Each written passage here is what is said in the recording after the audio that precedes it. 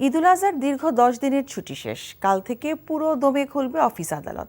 তাই ইতিমধ্যে ঢাকা ফিরতে শুরু করেছে কর্মজীবী মানুষ। এতে সড়কে বেড়েছে যানবাহনের চাপ। দেশের বিভিন্ন সড়কে ধীর গতিতে চলছে যাত্রীবাহী পরিবহন। তবে রেলপথ ও লঞ্চ ঘাটে যাত্রীদের চাপ থাকলেও স্বস্তির কথা বলছেন তারা। ইমরুল কায়েসের ডেস্ক রিপোর্ট। উত্তরাঞ্চলের সব জেলা থেকে একযোগে কাজে ফেরার তাগিদে সিরাজগঞ্জের যমুনা সেতু পশ্চিম সংযোগ মহাসড়কে পরিবহনের দীর্ঘ সারি। ধীরগতিতে চলছে সব পরিবহন। বাড়তি যানবাহনের চাপে যমুনা সেতু টোল প্লাজায় টোল আদায়ের ধীরগতি যাত্রীদের ভোগান্তি বাড়িয়েছে কয়েক গুণ। এদিকে মধ্যরাতে সেতু থেকে এলেঙ্গা পর্যন্ত ঢাকা টাঙ্গাইল মহাসড়কে ধীরগতির সৃষ্টি হয়। এতে কাজে ফেরা মানুষ দুর্ভোগে পড়ে।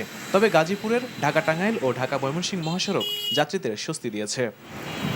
পদ্মা সেতুতে যানবাহনে ধীরগতি থাকলেও যাতায়াত ছিল স্বস্তির। ঢাকা চট্টগ্রাম মহাসড়কের কুমিল্লার 100 কিলোমিটার অংশে যানজট নেই, তবে বেড়েছে গাড়ির চাপ। শনিবার সকালে রাজধানীর কমলাপুর রেল স্টেশনে দেখা গেছে ঢাকামুখী যাত্রীর চাপ। প্রতিটি ট্রেনে ছিল যাত্রীদের ঠাসা। যাত্রীরা বলছেন, এবার সরকারের ছুটি বেশি থাকায় অনেকটাই স্বস্তি নিয়ে ফিরতে পেরেছেন তারা। এর আগে ট্রেনে ওঠা অনেক কষ্টকর ছিল, এবার আমরা রিল্যাক্সে উঠছি। যাওয়ার সময় রিল্যাক্সে গিয়েছি, আবার আসার সময় রিল্যাক্সে উঠেছি। এই পরিবারের সঙ্গে ঈদ করে তো অবশ্যই আনন্দের মজার, সবার সাথে ভালো, মানে সবার সঙ্গে ঈদ করতে ভালো লাগছে। ঢাকায় ফেরার পাশাপাশি ঈদের ছুটি না পাওয়া অনেকেই এখন ঢাকা ছাড়ছেন। Imrul Kayes, NTV news desk. বান্ডেল থাকলে প্রতি সেনমানিতে টাকা বাঁচবে। বিকাশ সেনমানি বান্ডেল কিনে জিতুন প্রতি লেনদেনে।